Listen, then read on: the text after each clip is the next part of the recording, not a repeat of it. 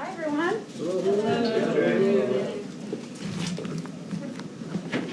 All right. Ooh, I will tell you masks are a little tricky with earrings on, so just bear with me here. Okay. Just have a couple of items at the top. Okay, learned my lesson on earrings. All right, today the president will deliver remarks to mark 50 million shots that have been administered since he entered office. In his remarks, he will provide an update on the strong progress we've made across our pandemic response to date. He will commend the COVID response team's extraordinary whole-of-government effort to get shots in the arms of Americans, as well as the work of so many Americans who have stepped up to the plate in this moment. He will also remind Americans that now is not the time to let our guards down, especially in the face of new variants. He will encourage people to continue wearing a mask and get vaccinated when it is their turn. I also have some brief updates on the winter storm that affected a few states last week. As many of you saw last night, the president approved the state of Oklahoma's major disaster declaration request. This action will authorize FEMA to provide both public and individual assistance, including grants for temporary housing and home repairs, low-cost loans to cover uninsured property losses, and other programs to help individuals and business owners recover from the effects of the disaster. Power and water restoration continue across Texas, Louisiana, and Oklahoma.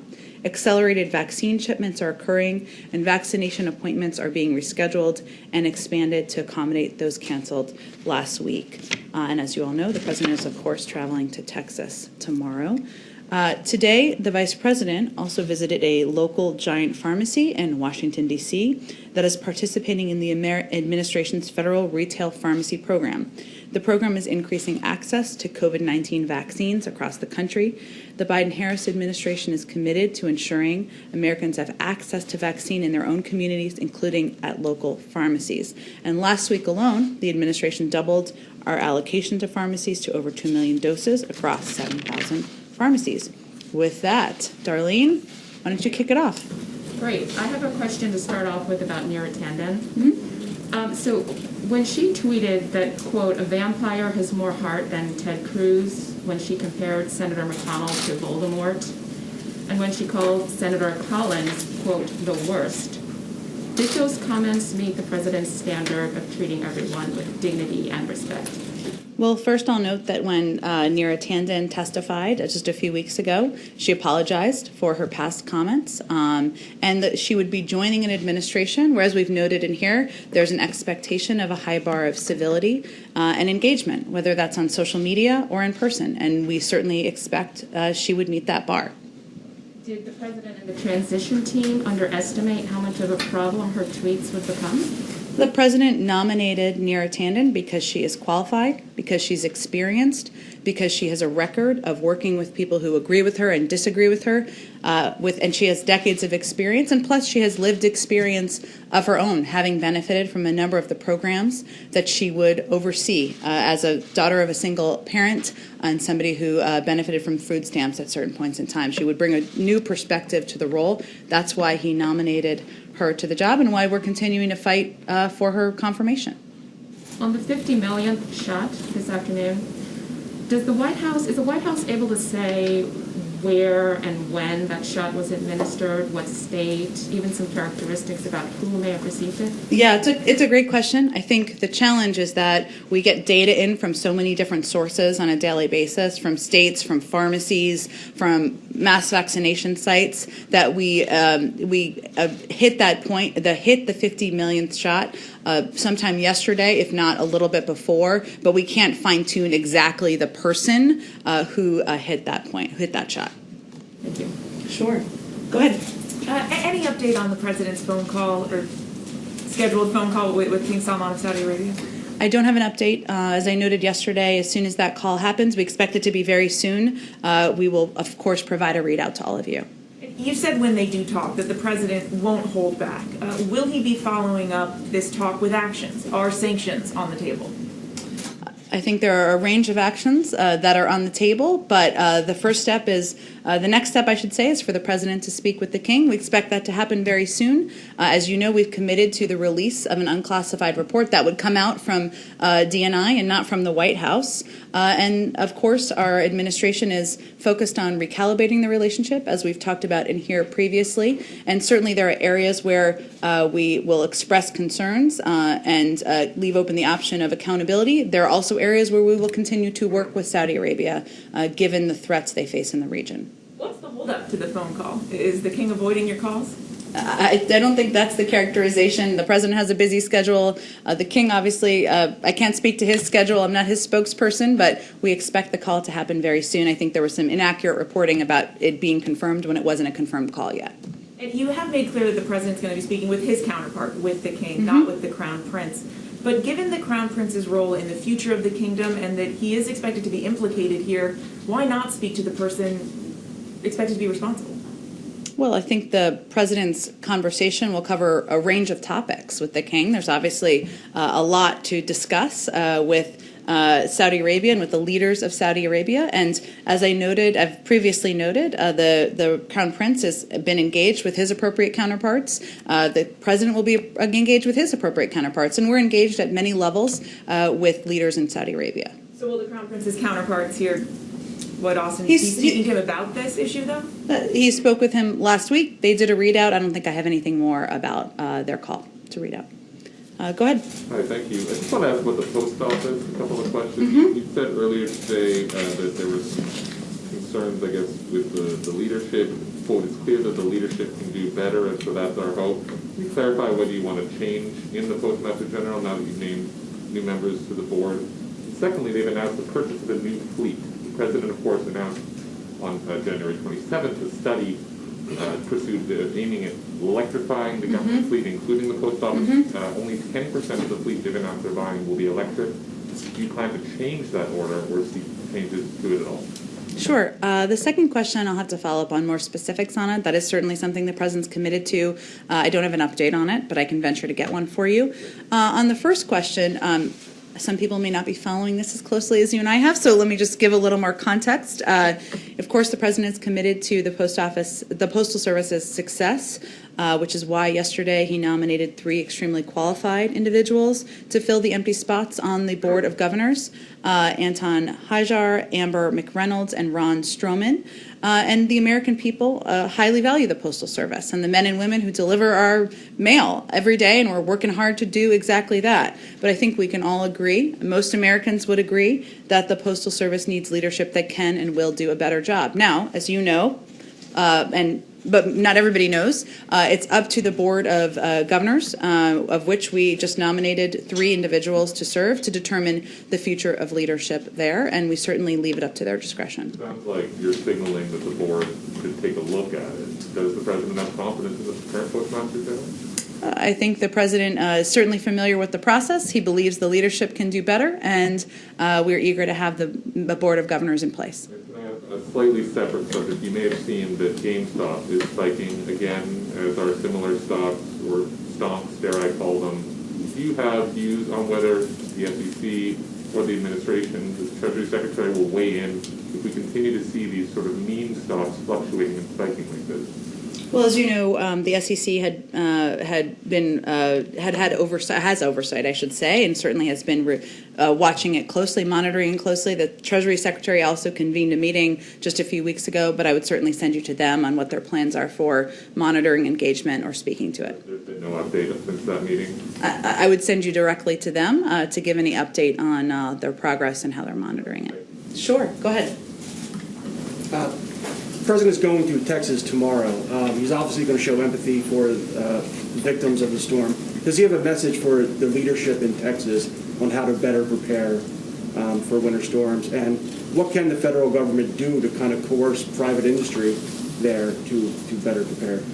Well, let me first say that he'll be traveling for most of the day with the governor, and they'll be surveying the damage, and I'm sure he'll be getting an update and briefings from him directly. The president doesn't view the crisis and the millions of people who have been impacted by it as a Democratic or Republican issue. He views it as an issue where he's eager to get relief, to tap into all the resources in the federal government to make sure the people of Texas know we're thinking about them, we're fighting for them, and we're going to continue working on this as they're recovering. There's plenty of time to have a policy discussion about better weatherization, better preparations, and I'm sure that's one that will be had. But right now, we're focused on getting relief to the people in the state, getting updated briefings, tapping into all of the levers of federal government.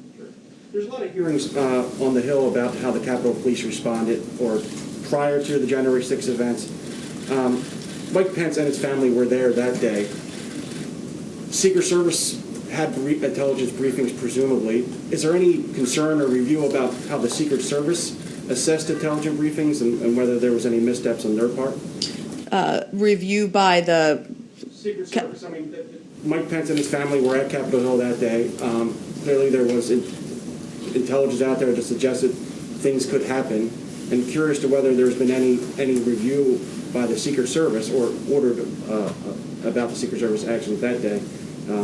And how they handled it. I'd encourage you to reach out to the leadership of the Secret Service to get a further comment on it.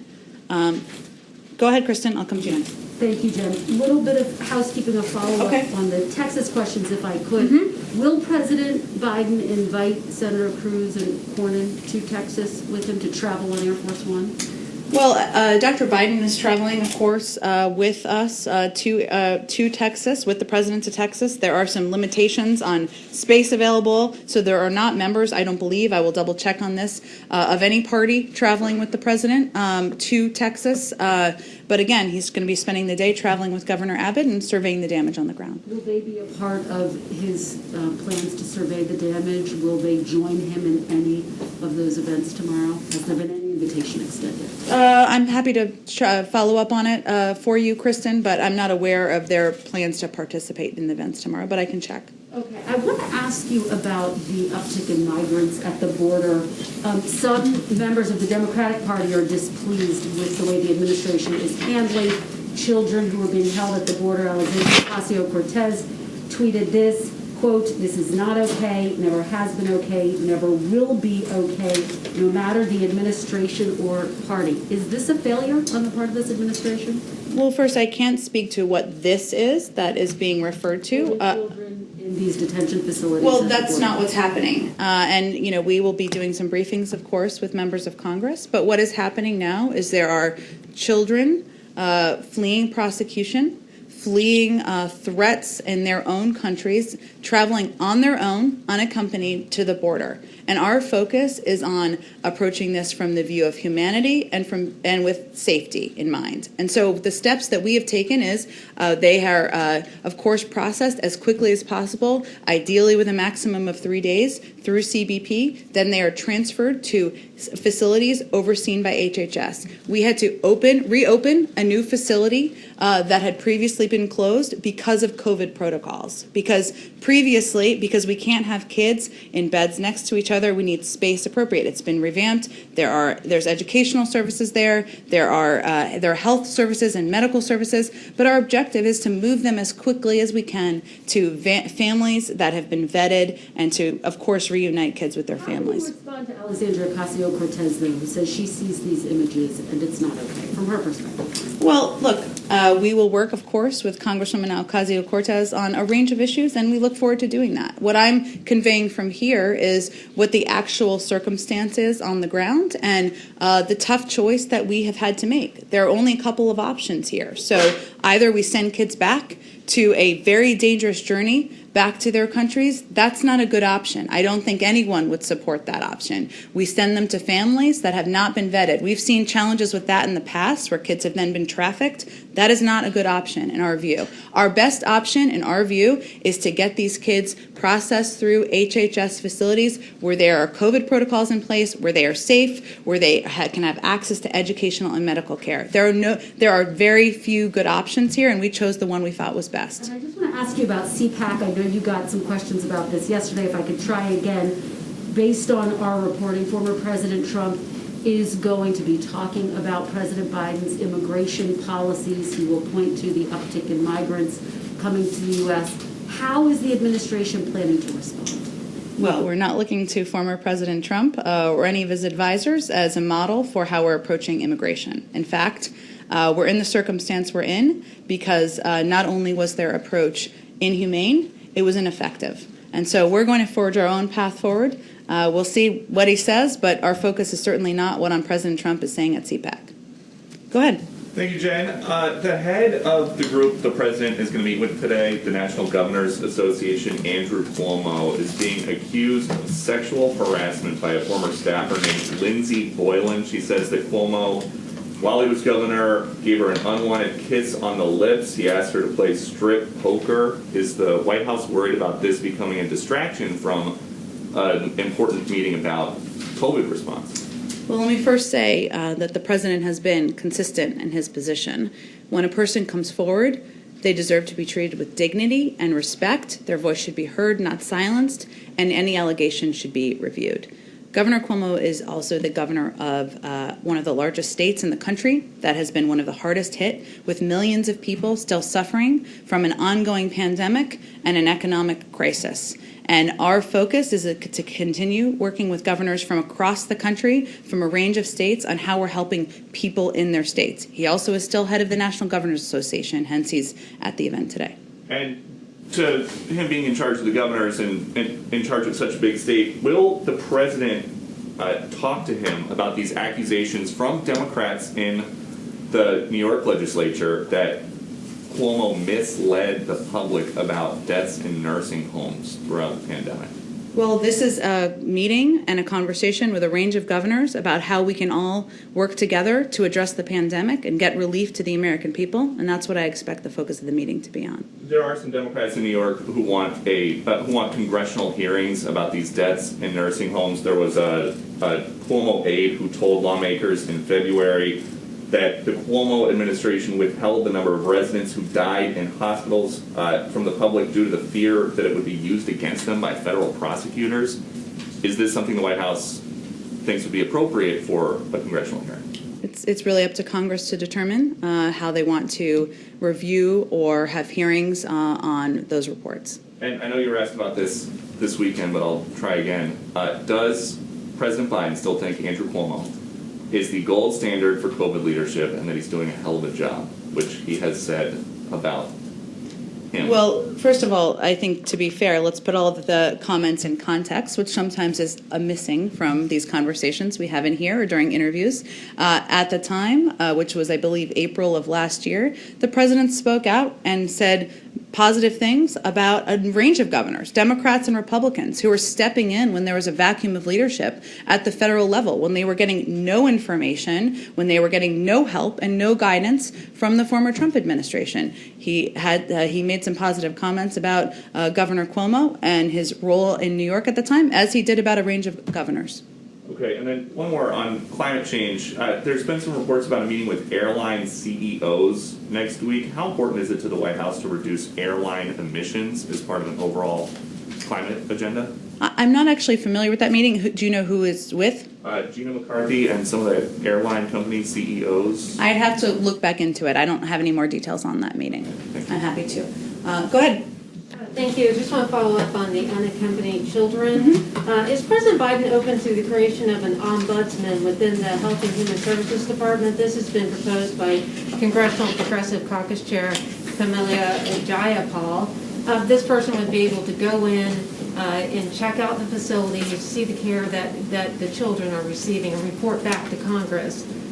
Would the administration support such a role within Health and Human Services? I have actually not spoken with the president about that proposal by Congresswoman Jayapal. We have, I should note, I think someone asked this the other day, we have had cameras. The HHS has had cameras in there also to make sure people and the public, the media, are able to see the conditions in these facilities, and we'd certainly be open to supporting that in the future, but I'd have to follow up with him and our legislative team on that proposal. And that includes lawmakers obviously being able to go in and see the care of the children.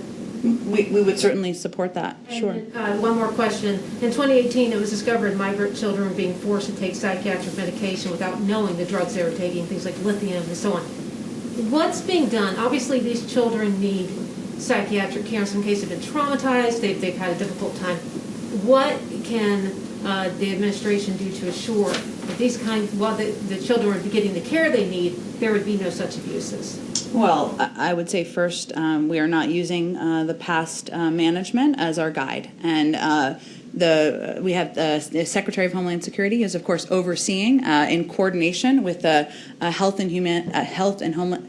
HHS Secretary. It's a mouthful, to ensure that these children are treated humanely.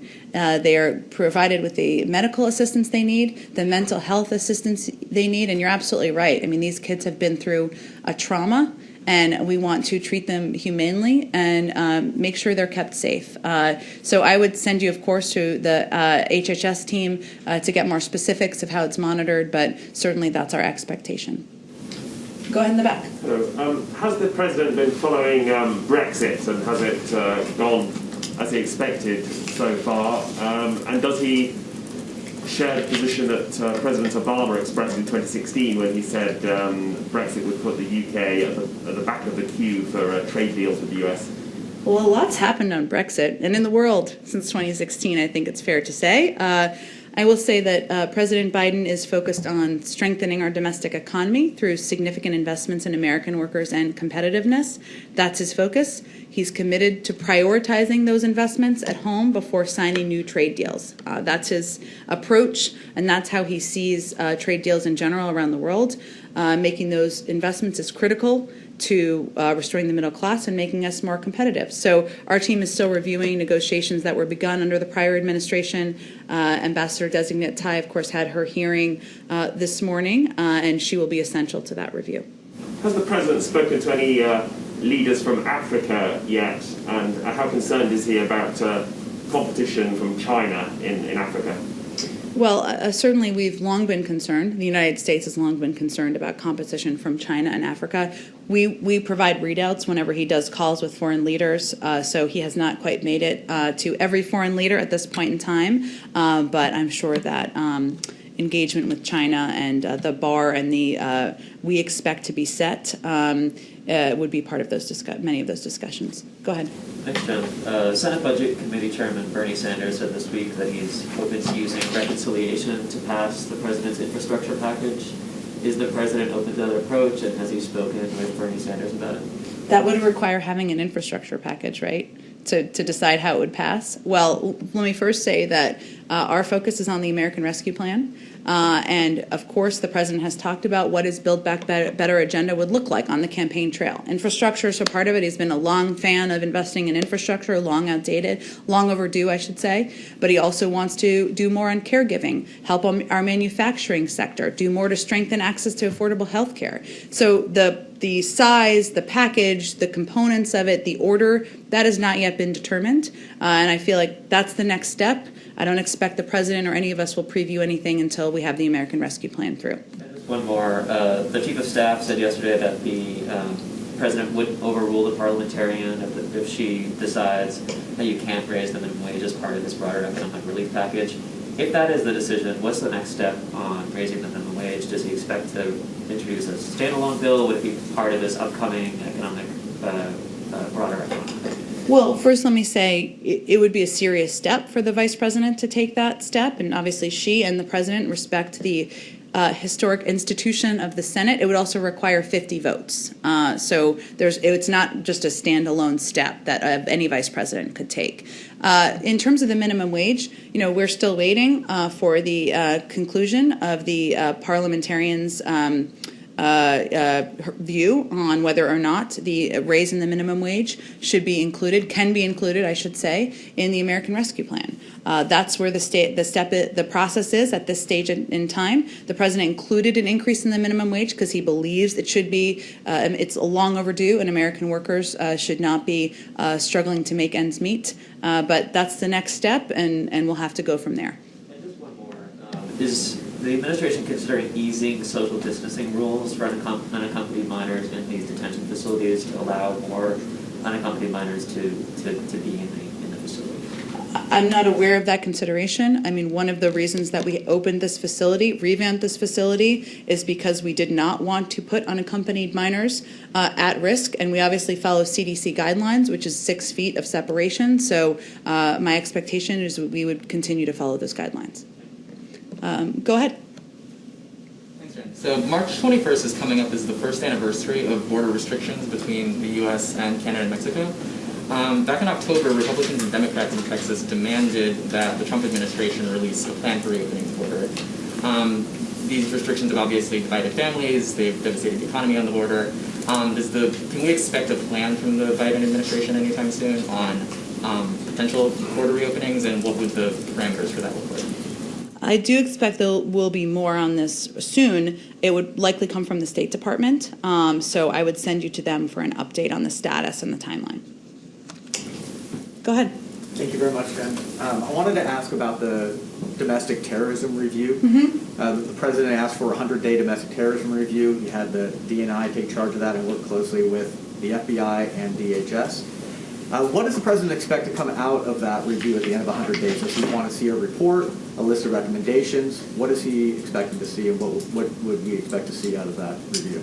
Well, we have more than 60 days left until we hit 100 days. In terms of the format of what the review will look like, I would expect some form of a report. I don't know yet if it will include specific recommendations or if it will then launch a policy process.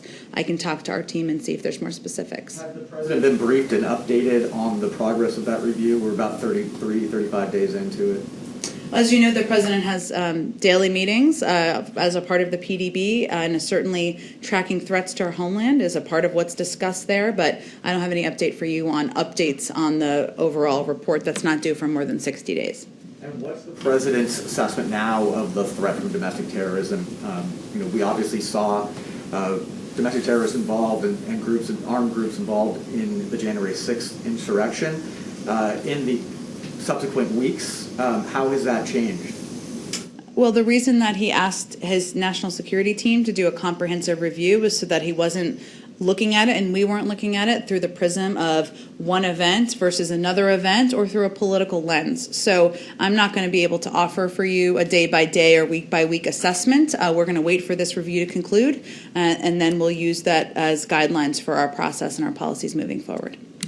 Go ahead, George. Thanks, Jen. I have a question for myself and then one for reporters who can't be here.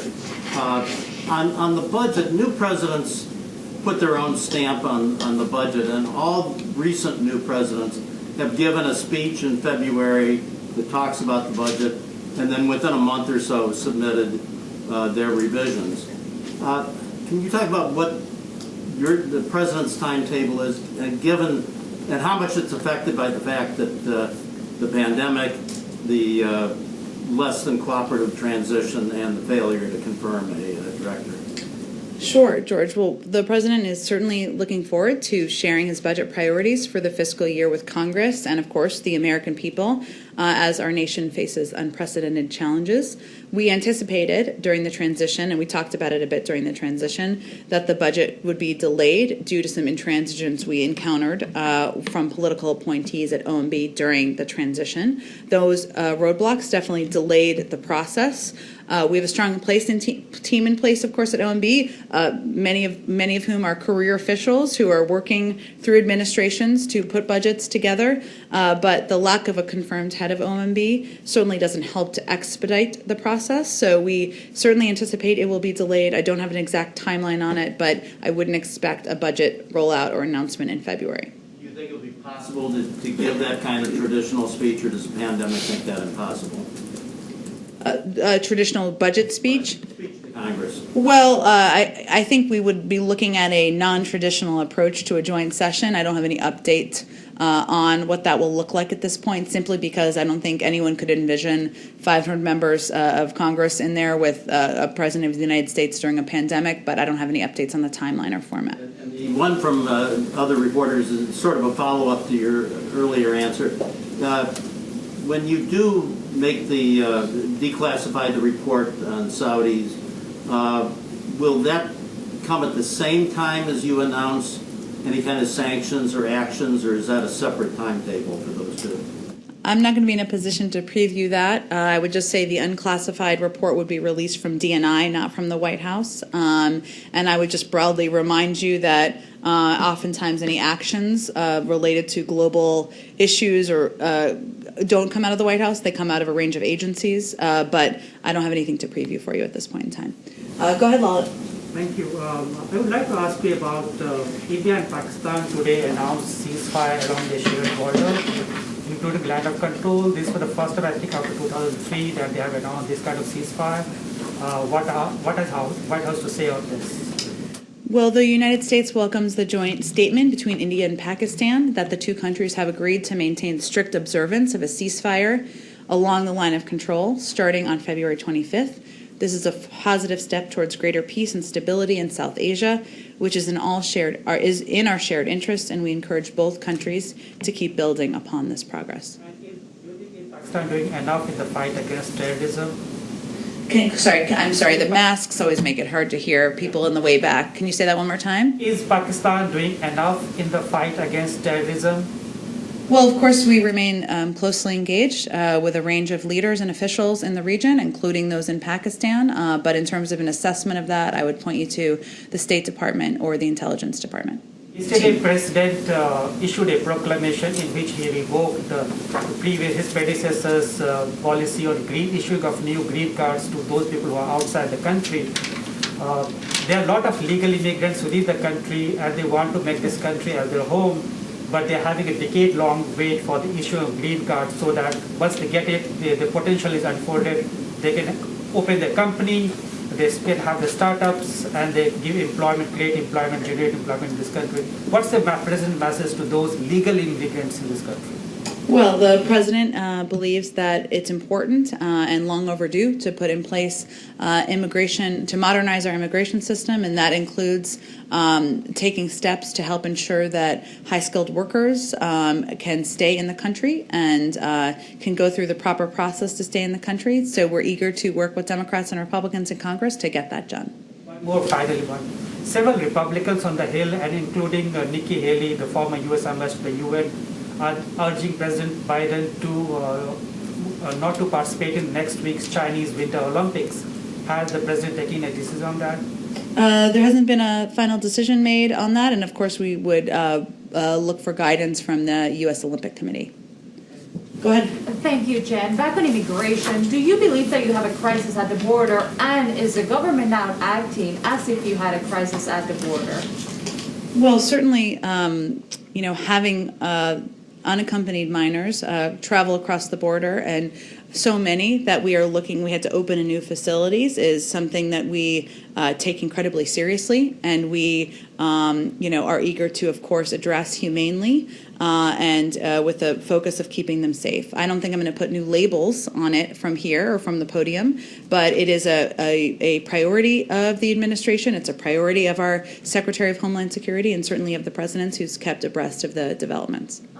Reunification, the pro bono lawyers that have been working with the families and trying to get them together announced yesterday that about 100 families have been reunited from those 600 kids that were in the system and lost. Has the government been working with those pro bono lawyers as well to get that process going? Well, this program is being overseen, the Family Reunification Task Force, by the Department of Homeland Security, by our Secretary of Homeland Security. Of course, he will be doing an official report at about the 120-day mark, but I would send you to them for any updates or status of our work with those lawyers. Texas ruling about the 100-day moratorium on deportation, will the government appeal to a higher court? Will the legal process continue? Well, let me first say a couple of things about this, because we haven't talked about this in the last couple of days. The pause on deportations was a time to reset our enforcement priorities so that we focus on threats to national security and public safety, as opposed to mothers and fathers who are long-standing members of our community, who are in many cases performing essential work during the pandemic. So the Department of Homeland Security has put in place interim enforcement priorities and is reviewing the prior administration's policies and practices. The court's ruling still allows us to do this. In terms of next steps or how we will approach it from here, I would send you to our Department of Justice. And will the President address immigration at all down in Texas tomorrow? The president will be certainly speaking, about COVID and addressing the pandemic. He will also be speaking about the impact of the storm on the people of the state. And I know immigration is an issue on the minds of many people there, but I don't have anything to preview in terms of whether he'll address it while he's there. Go ahead, Josh. Ahead of the vaccine event this afternoon, the president has made equity a key part of his response. Some mixed results on that. Some states have no data, for instance, on race of people vaccinated. Other states, the data is showing that white and Asian people are getting the vaccine disproportionately as compared to Black and Latino people. Does the president think enough is being done with regards to equitably distributing the vaccine? The president has always known from the day he took office, and as has the vice president, that ensuring that we equitably distribute the vaccine would be a big challenge because there was a lack of accurate data, as you referenced, because it is challenging. You have to use a number of approaches to get into communities where there is vaccine hesitancy, which is an ongoing issue that we're working to address. So, of course, he feels that there is more that needs to be done, and that there is more that across his team he will continue to encourage people to take action on. Now, there are a number of steps, including partnering with community and faith-based organizations, enhancing public transit options, working, of course, distributing vaccines to pharmacies, opening mass vaccination sites, that we are taking as an administration to more equitably distribute the vaccine. But there's more work to be done, and we expect as we get to the point where there are enough vaccines for Americans, 300 million by the time we get to the end of July, or if not sooner, that one of the challenges will be, ensuring it's equitably distributed and that people who are have a history of vaccine hesitancy take the vaccine. Go ahead. There are reports that if Congress launches a 9/11 style commission to investigate the January 6th insurrection, Nancy Pelosi would want it to have 7 Democrats and 4 Republicans as part of the makeup. Would the White House be satisfied with that, or would you rather see it more evenly distributed by party? We leave that up to Congress, leaders in Congress, to determine what that will look like. And on immigration, why does the White House think there is this surge of unaccompanied children right now? Your critics are saying it's because you're not sending anybody back, any of these unaccompanied children back. Do you share that? Well, I think there's a couple reasons. One, there's conditions that are in these countries that we have not done enough to help improve. And that's why there is funding in the president's immigration bill, and why one of the reasons we're eager to have it passed. We don't feel that sending unaccompanied minors, kids, back to take a dangerous journey is the right step to take. And that's not something that we're going to do as an administration, and it won't be our policy. But we always need to keep communicating more effectively about how this is a dangerous time to travel. This is a dangerous time for families to come, for children to come, and we'll continue to work to do that more. And when the president had half a dozen Republican lawmakers in the Oval Office yesterday, they came out, they shared, they thought it was a good meeting, but they said the COVID-19 rescue package never came up. Why not? Well, did they raise the COVID-19 rescue package? I don't. The president says that he makes it a top priority. He talks about it with great urgency. He could have brought it up, and I'm just curious. Well, the meeting was about a supply chain executive order, something that there is a great deal of interest on and bipartisan support for. The only time the president talks about the American Rescue Plan is not in meetings in the Oval Office. He picks up his phone and calls Democrats, Republicans, and others on a regular basis. And I think he's used every opportunity he has to make the case publicly, to have those conversations. And it's probably why more than 70% of the public, including the majority of Republicans, support the plan. So that is not a signal that the president has conceded he is just going to pass the package with Democrats? Hardly. Look, I think the president's view is that this is a package that will help get the pandemic under control. It will help put people back to work. If somebody has a better idea, by all means, bring it forward. We have not seen one, This is a plan that he remains committed to, and he is hopeful that Republicans, many in Congress, will follow what their constituents want. And the American people clearly want this rescue plan passed. They clearly want money for vaccinations. They clearly want schools to reopen and funding to reopen schools, and they clearly want direct checks. So hopefully members will listen to that, and we have plenty of time for Republicans to vote for the package. Thank you, everyone. Thanks, Jen.